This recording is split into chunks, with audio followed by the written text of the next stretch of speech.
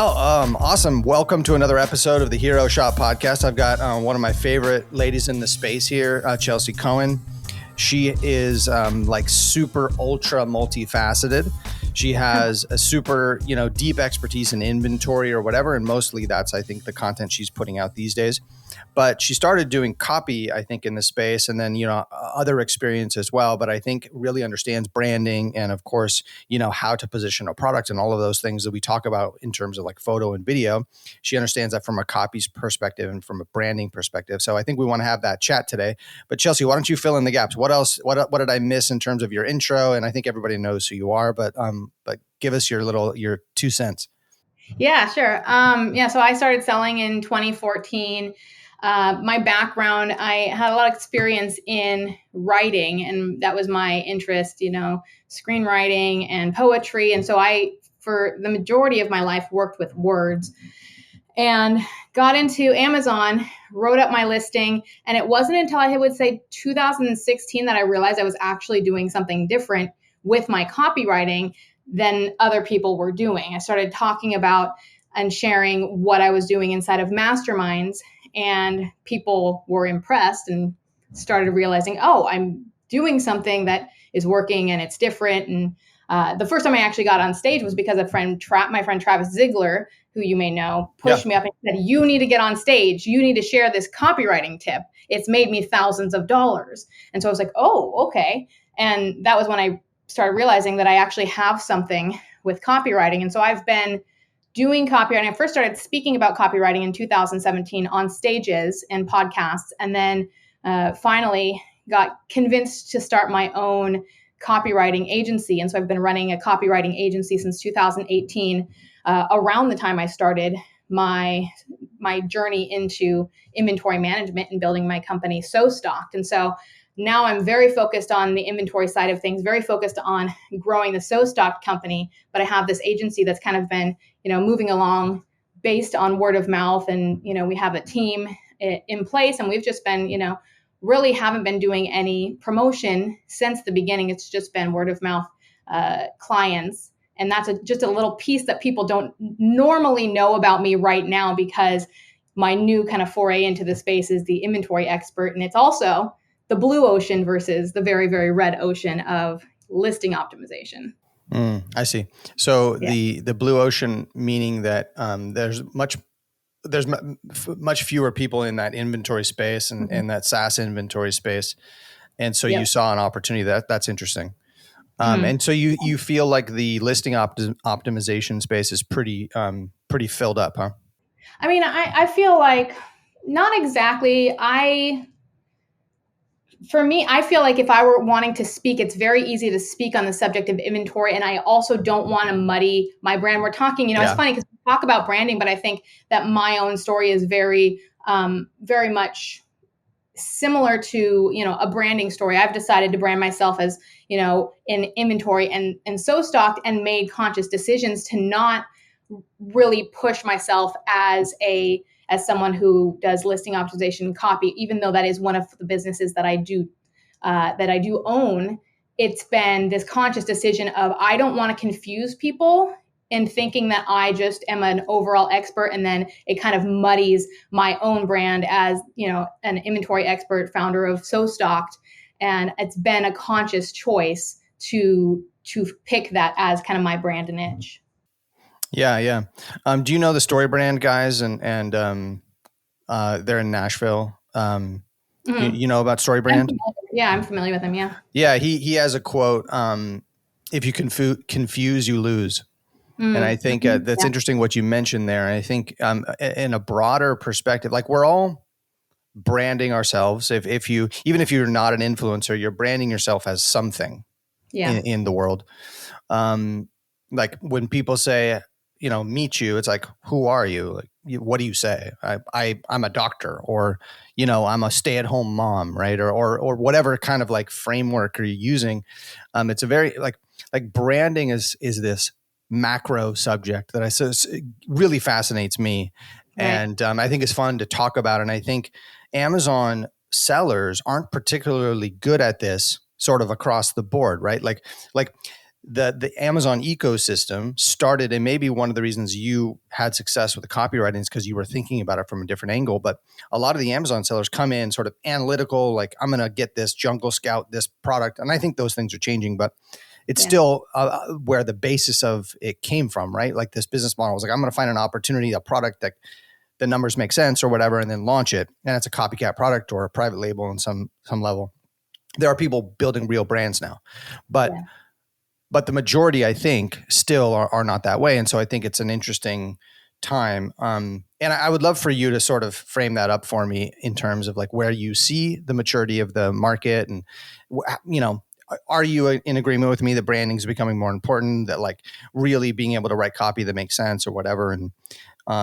And before you answer that question, I know I'm going all over the place, but like, I do want to say that, you know, Chelsea's So Stocked is amazing and you should totally check it out. And it's like where my brands use it. And this isn't, and it was game changer for us. And it's so specific to, if you're an Amazon seller, it's so specific to what you need. And Chelsea is massively helpful in terms of her and her team. Like they respond to my team on a daily basis if as needed, and bringing out the latest and greatest like things that are needed for Amazon sellers, given like the changes that are happening at all times. Okay. So that just so, you know, everybody knows that that's there. And I believe in that, but let's go back to the branding. Yeah. I guess, which question do you want me to start with? Just where I think things are headed? Yeah. I mean, I think it's definitely getting harder and harder to build a business based on hacks. I mean, so many things have occurred since we all first started selling, since 2014. All the things, it was, you know, there's years of focus on, you know, coming down on review manipulation. And now we've really hit, I think, you know, we've hit the 2016 of, you know, what 2016 was for reviews. We are now there for ranking manipulation. And Amazon's actually, you know, they're coming out and planting that flag of, you know, you cannot do ranking manipulation. It does make it more difficult, but I think that it's because it's getting more challenging. You need to build a brand that actually resonates, and you need to build brand loyalty. And that has been something that I think has not been fully harnessed on the Amazon space. It's been whose eyeballs can I get in front of? It's once you're in front of those eyeballs, how are you going to keep them? How are you going to, you know, be loyal to them? If you can't show them that there's an actual an actual heart and soul behind the brand, there is no brand loyalty. And that's something that we learned early on in what we did. We put into our bullet points, we put, you know, what our brand was about and who we were. We put out ebooks and videos and things like that to express who we were as a brand and what we were doing and what we believed in. And that helped in terms of brand loyalty, so that if someone had a problem, people would come and they would write us emails and they would handle it with us personally before going to Amazon or before writing a review. So I think that that's the equation that is not really considered when it comes to branding, is that if you make yourself human to the customer, they will want to work with you and they will think twice before writing you a bad review or refunding, and will then refer people to you and will come back to work with you again. Yeah, I think that's something that's not talked about enough, is that idea that good branding, good brand storytelling, good copy, good, you know, content, whether it's videos and images or whatever, leads to less negative reviews. Yeah. And it leads to return customers, and it leads to brand loyalty that, you know, you sort of can't put there. It's so massively valuable in this like larger sense, where it's like, if you get a 1-star review, it's like, there's nothing you can do about it. It's brutal. And the way that drops down your star rating on Amazon is brutal. Yeah. Every 1-star rating is so highly weighted. And being, you know, taking that initial, so speak to that in the sense that like people, I find a lot of Amazon brand owners and brand owners in general are sort of a little bit scared of that investment to invest in really good copy or invest in the images and the videos that they could do, right? It's like they're going to put together some stock imagery and like, sort of paste their product on there, do something cheap, like get like Fiverr, photo retoucher, take a photo with their phone, write the copy themselves without really like studying copy. Like, why do you think there's so much fear around that? Is it because people are bootstrapping these things and like, what's your take on that? Is it like minimum viable product to start and then, build it? Or is it like get the perfect listing to launch your products? Or I think part of it is the industry. I think that, especially with copy, I have for years fought against I back in the day referred to them as the software CEOs, which is really funny now, but had multiple software CEOs, big, data guys who did own software companies that were and still are huge in the space, get up and say people don't read bullet points. And yet in the halls of the same events that they stood up and said that, I had people stopping me saying, I increased my conversions by 10% or 15%, or it went from 15% to 40% based on your bullet points training. So I knew that it was a lie. And so there's a disservice that some sellers bring to the space when they try to convince people that all you have to do is write for the Amazon algorithm, that nobody's reading bullet points anyway, and it doesn't matter.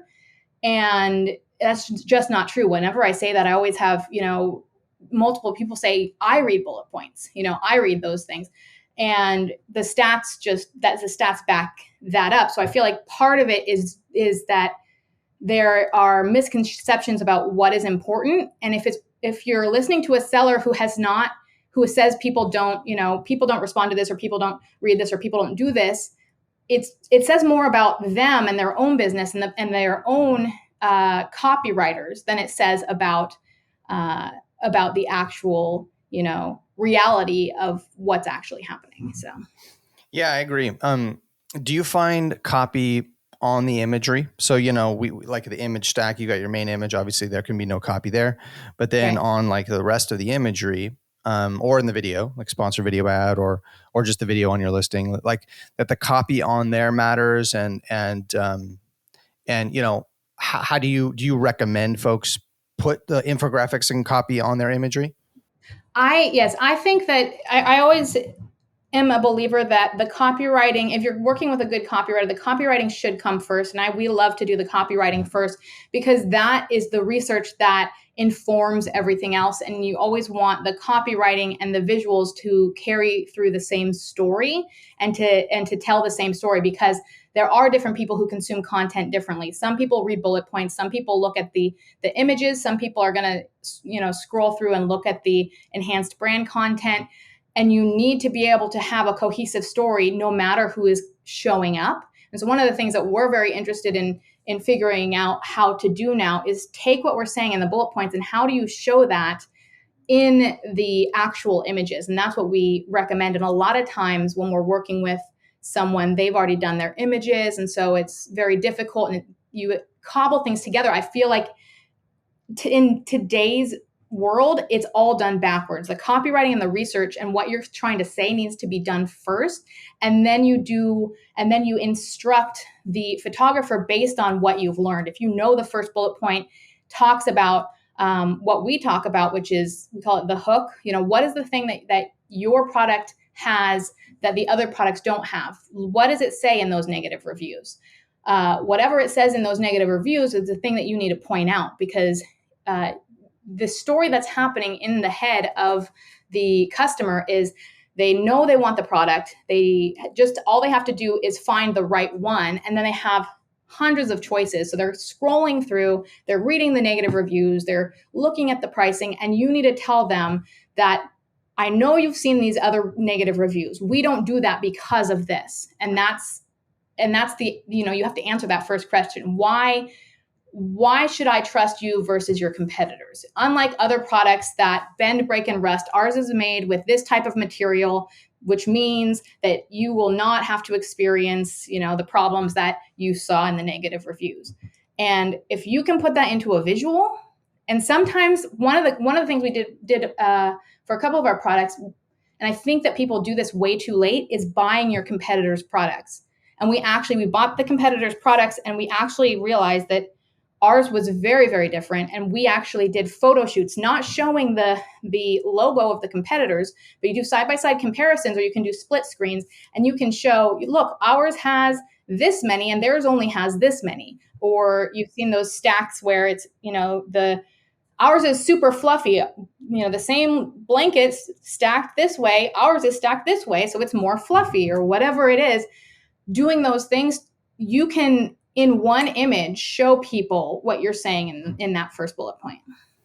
Yeah, I think that's awesome. So do you have it in both places? You would have it in that one of those main images, maybe the second image, and then you'd also have it as your first bullet point. So you do, yeah. So you do a research, like sort of like research into the market, into the specific competitors, and come up with a framework for how to tell this product story based on the brand or whatever, and based on the market. Right. Is that right? You want to know what is most important and what is most frightening to people. What are those negative reviews that are going to cause people to doubt that your product is legitimate, or is something that they want to add to cart? Yeah, it's interesting how you keep mentioning this sort of negative. Then I don't know. I think there's an actual term for this. Negative marketing or something is the one I'm coming up with, but that's not right. But where you're actually pointing out your competitors, the negative things about your competitors, products and listings or whatever. I mean, this is very common in marketing in general, and QVC or direct response marketing, or like you go on like. On infomercials, stuff like that. Super common, right? Yeah, and I do want to point out, just for safety purposes, because I don't want anyone to get into any trouble. In bullet points, it seems that you are able to say, unlike other coffee cups, that you can't do the same thing in A+ content.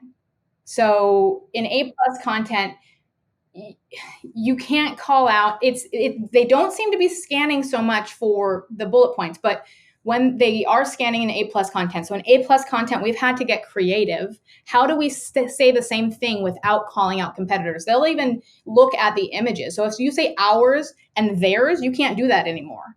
You have to say ours versus the standard, or ours versus other, another, or whatever. Like, you have to find a way that you're not pointing the finger at anyone else. And that's specifically in A+ content. They're more lenient, so you still can say unlike others, but we've been doing things like, you would hate to experience such and such, or, avoid this. And we're not calling out products, but, don't you hate it when a product does this? Yeah. So you have to find clever ways of saying the same thing without directly calling out competitors. It has the same effect, and it can be a very subtle difference, but it's the difference between your A+ content getting approved or rejected. Interesting. Okay. So it's not other product names or company names. It's the actual just saying. Yeah. Interesting. Yeah. And you're not allowed to say brand names either. So unless it's, say, a cell phone product or something, you could say compatible with iPhone. That's fine. But, you also can't call out and say, this product is awful and ours is great. You can't do that. Right. Okay. So you need to be a little bit more sneaky about it. Mm-hmm, yeah. But I think when you're thinking about Amazon, the reason this works so well is because it's a marketplace that they see, here's 10 products or 13 products, and they're choosing between those to select which one they want. And so they're like comparing, this one's a little bit more expensive, but look, I'm going to pay $4 more because this one's looks like it's a higher quality, and they're actually showing me, right? Yeah. Yeah. It's and that's the thing, that people think that they can have copy for a website and then they can just bring it over to Amazon. It's a very different way of writing copy, on a website versus on a landing page versus on Amazon. It's a comparative platform. So you're comparing, and you have to do that. You can't take the copy from Amazon and bring it over to your website. And your website, it's all about, you need to build trust and authority that I'm going to put my credit card into this website. And usually products that do well on Amazon don't necessarily translate into decent website driven sales. That's fascinating. I haven't heard somebody articulate it like that. That's very smart. That's a really good point where Amazon is a very specific thing. It's a comparative. Yeah, you said comparative, and I think if they're going to their own website, I mean, it's similar to going into a retail store in some ways, I guess, where you got like, here's 10 different protein bars when you're standing there in the grocery store or whatever. But so there's that comparison going on there, right? They're picking up the thing, looking at the label. But it's even more different because you can't pick it up, and the only thing that I always say this about the photos is like the only way they're going to see your product is through the photos. Like they're right. There's no option to go see it in retail. Right. So the story you're telling through your copy in your images is all they're going to know. That's, Yeah. It's amazing to me how little emphasis I think there is on this out in the space, and that's why we started this podcast, is because I think it's an opportunity that people are missing. Yeah. And I think thinking about the positioning of a product is something that I always talk about. And I think you're very good at this. It's like, how do you position? You're positioning yourself as inventory, more of an inventory, guru.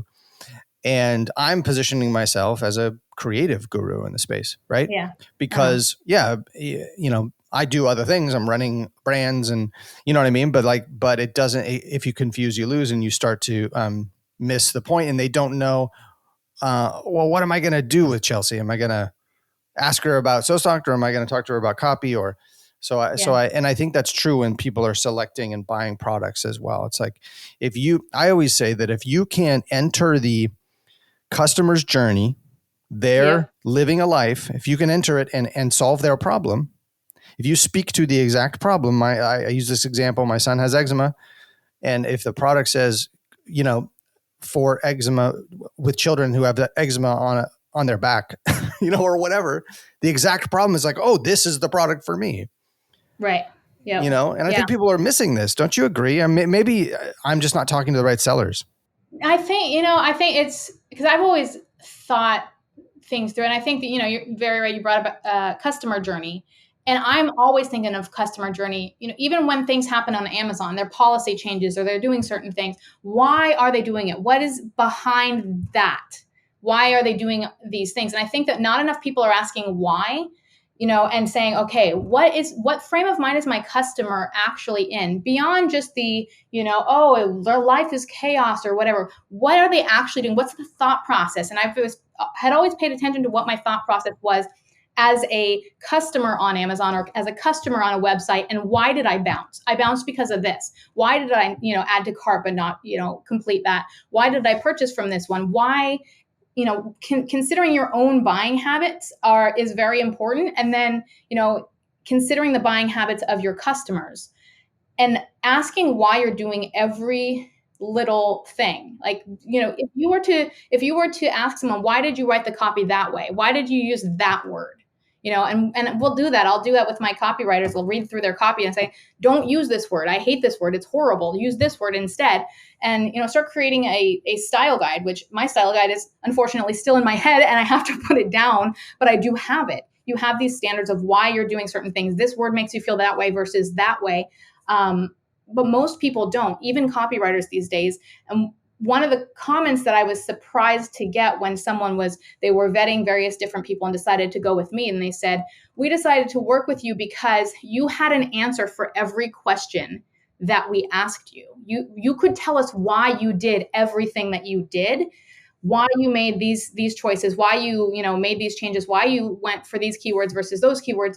And most of the other people that we talked to said, because we just do it better. And that's the pitch of a lot of these people. And it's shocking to me, out in the copywriting space, because we just write copy better. But how? Why? What are you doing? If a copywriter can't have that conversation, if photographer or a graphic designer can't tell you why they've made the creative choices that they've made and how that's going to affect the customer, you don't have a professional. You have someone who is, trying to get there and who isn't thirsty enough to study enough to become a professional. Yeah, I think that's really true. And also in combination with that, you have the data to show like, hey, this is before we wrote this person's copy and then after. This is before we did their photos and then after. And you see the conversion rate went up X%. And I think the combination of those two things, this is why we do it. And then the sort of data to back it up. So it's interesting that you started with screenwriting as well, because I did some screenwriting here in LA, and I think screenwriting is such an interesting art form because it's technical in the sense that you have to really hook an audience in the beginning. And you mentioned the hook, and I think they're similar, a little different, but you're trying to hook an audience into this hour and a half long story if it's a movie, or this 23 minutes if it's a sitcom, right? And they call it in screenwriting terms, they call it the inciting incident. Or there's a book, I don't know if you've read the book Saving the Cat or Save the Cat. You know that book? I haven't. I mean, I know the book. I haven't read it. I've read other books that are similar. Yeah. Yeah. So the concept is, you have the hero at the beginning of the story, save the cat. Well, that's different than the inciting incident, but you're trying to, the inciting incident, the idea that you're hooking the audience. So right at the beginning, they're putting inciting incidents earlier and earlier. It's like even before the opening of the movie, it's like, boom, the child died, or the government fell, or whatever it is that incites the narrative to begin. I watch a lot of those, like murder shows, like the CSI, forensic files type shows. And they're like, they have these clips of like, oh, and then this person died. It was the most horrific time in our entire town. And then they cut to the credits. And, of course, you want to stay and find out why they said those things. Yeah, exactly. Yeah. And there's always even in news shows, there's a hook right before commercial to keep you to come back. So right. I just think what kind of things have you seen that work for Amazon, that work as hooks, and how do we go about finding them? Yeah. So, I mean, it's a very simple formula. Everyone is coming into your listing. They've made some comparisons. They've, potentially read some negative reviews. If they don't read negative reviews, if they haven't read them yet, they might read them afterwards. The most important thing is to figure out what are the other products not solving, and what are those negative reviews that are being talked about that your product solves, right? That your product doesn't do. People are saying it's very, very thin and threadbare, and it it came with a hole in it or something like that. And you can say, unlike other products that are very thin and worn out even upon first arrival, ours is made with a 5-ply, fabric or whatever. I'm not in that space, but whatever the terms are that are being used, even if it's reaching out to your supplier and getting more information, getting more technical information, you have technical information to back up your claim. You don't want to just say ours is better, period. You say ours is better because of this, and I always use our brand name connected with that. So it's unlike other products that do this. The brand name's product is better because of this. So I always want to, when I'm saying at the very beginning, I'm introducing and kind of cementing in your mind that this brand is known for this quality. And so, we mention the brand in the first bullet point, and then we talk about the brand mission in the last bullet point, so that you've got these end caps of, by the way, this brand is great, and you want to remember this brand, and this is what we're known for. Do you create a mission if there isn't one that exists, or work with the founders too? Mm-hmm. Yeah. So we'll create a mission. So if it's, someone has a kitchen product, we'll say, we love the whatever, make something. We love the idea of family and coming together and celebrating every day, cooking in your home with your loved ones or something like that. It's not very difficult to create a mission. It's easier when they have something, or they're giving back to a charity, or they've already expressed their mission. But any product can come with a mission. Yeah. And I think you mentioned this earlier that, we're selling to human beings. This is humans, and I think we can forget this sometimes, where it's humans like to buy from humans, and you see a lot of brands that have a real, like, Elon Musk is an example where it's like his even though he's a very specific person, but he's the face of the brand, and knowing the founder, having some kind of mission, maybe the face of the brand is your charity that you're donating to, or it doesn't have to be you, but humans like to buy from humans, and they want copy, and they want photos and videos and everything that are human, right? Mm-hmm. And so what do you think about this, where it's like the photoshopped imagery that we see a lot on Amazon, because it's much more affordable to do that rather than getting custom lifestyle shots? Yeah. For me, there's a disconnect as a human being. It's like, I know that this is manufactured. It's like for me, I'm not a fan of like women getting plastic surgery as they get older. Yeah. This is a random tidbit, but it's because it's like, well, that's not, you're putting something in front of who you really are. And I think that's what photoshopped images do. And I think that's what bad copy does. I think all of it is like, something's off here. Right. Yeah. I mean, people can tell, when I go to a listing, I can tell when it just degrades you as a brand. It makes it so that I know it's like, this is budget brand. This is discount brand. This isn't something that has legs and longevity and exists outside of Amazon. There's a lot of Amazon listings, and we just tend to think of them all as Amazon listings. And nowadays, for me personally, I try to tell whether it's, one of us or if it's one of them, meaning it's someone, from a Chinese seller whose quality is not going to be nearly what, and you can tell sometimes, but sometimes, with those, you can't tell with those that it's either, from a Chinese seller or it's from a beginner, know, but, that matters to me. And I have resisted purchasing products sometimes when they've had too many reviews, and they've had, the images are just off. The photos are off, or something, like you said, something is just off, and and it makes us feel like this is not a legitimate brand. And I don't think I don't think I trust it. I think I'm going to go with this other one. I'm going to pay $1 more, $2 more, go with this other one, simply because it just doesn't feel legitimate. Yeah, totally. And we get a lot of, one of our brands has a charity component, and we get a lot of messages that are like, I'm so glad you're doing this charity work. And I think we get a lot of conversion rate because we have 40 to 50% conversion rates because of that. And I think that goes a long way. And I think, we I don't know about you guys, but we ended up returning a bunch of stuff from Amazon, right? And I think people are like, man, if I can just get this one, I don't have to deal with like returning it. But I just think it's becoming more and more competitive, and you're either battling around price, or you're playing the other game, which is you build a real brand and you can charge $200 for something that somebody else can only charge $75 for. Mm-hmm. Right. Yeah. Mm-hmm. And that the other game becomes more and more and more important because of the state of things. Yeah. So is your framework generally problem solution when you're looking at a product, or are there other frameworks? Because we do a lot of problem solution as well. Yeah. I would say we look at features, a lot of people say benefits, features.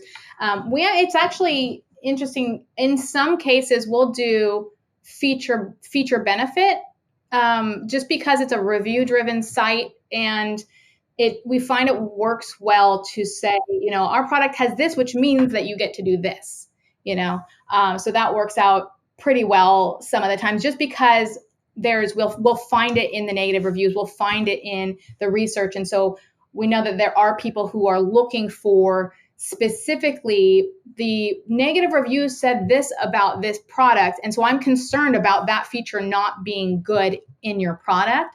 So we kind of get out ahead of it and say, while other products have the feature acts this way or performs this way, or you've been disappointed by this, because you also have people who've returned products from competitors and been, all those people who wrote negative reviews, they return the product and then they go find another product. So if they've just returned your competitor's product and come to you and you say, that thing that you just had a problem with, which caused you to return my competitor's product. Well, guess what? Ours doesn't do that because of this material. And that means that you're going to, have a great experience with, this benefit. Yeah. Interesting. Okay, cool. I want to pivot a little to a broader conversation around content, because I know that you create content around So Stocked, and I think you have. So you speak on stages, which is a way of creating content, right? Live, I think that can be very valuable, and I'm assuming you're doing that stuff to drive sales for your different, for the agency or for So Stocked, correct? Yeah. So it's of course, I personally, part of what I feel my job is to be an educator, and I think that the biggest value that I have gotten out of going to events and that type of thing is the relationships, is the relationships that we have built and getting in front of other people's audiences and that type of thing. But I also understand that there is no one out there that currently, and I'm, happy to say at this moment, there is no one out there that's holding that space. There was a huge gap. And in terms of who is going to take on inventory and who is going to speak on inventory. There's no one else that I can think of off the top of my head that's going and doing that. And so I have seen that, especially with what's happened over the past, 18 months to 2 years, businesses are closing down, businesses are failing. And I feel like it's partly my responsibility beyond just building So Stocked, and and in what we're going to be doing in 2022, we're going to be addressing this a lot more. But I want to stop businesses from failing. The reason that I started down this road in the first place was the margin crunch that I saw in my own business, and so I became obsessed with finding all of the money that is bleeding throughout our supply chain. That you make or lose money before your inventory even checks in, and at this point, people are losing money, and so there are things that can be done and that should be done to prevent that from happening. And so that's kind of my mission and why I love talking about what I love talking about. It does drive traffic to So Stocked. It does elevate me as an influencer in the space. But ultimately, it's great to make money. It's even better to make meaning and purpose. Totally. And the more you give, the more it comes back. The more you give, the more there. It's an abundant world, right? So the more that we put out there. You're in it for money, people can tell when you're in it for money or when you're, there for the passion and you really care. So I think that we have that as a benefit. I agree, and you're one of the greatest folks in the industry, I'm so happy to have you here on our little podcast. I think I'm doing something similar. I think in the photo and video space, maybe I'm wrong, but I don't think there's a lot of folks having this conversation either. Is that true from your perspective? I know there's some agencies out there that put out emails for sure. Yeah, no, I think that there's a lot of people that get up there and they talk about PPC. You don't have photographers getting up there and talking. You don't have videographers getting up and talking. You might have brand owners who talk about it as one of several topics.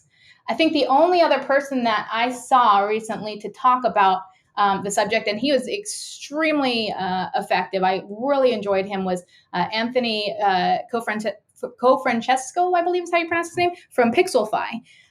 He did a great talk at $1 Billion Sellers Summit, and I took tons of notes. He's extremely insightful, and he talks from the perspective of images because his the Pixelfy software does split testing. But are you talking about PicFu?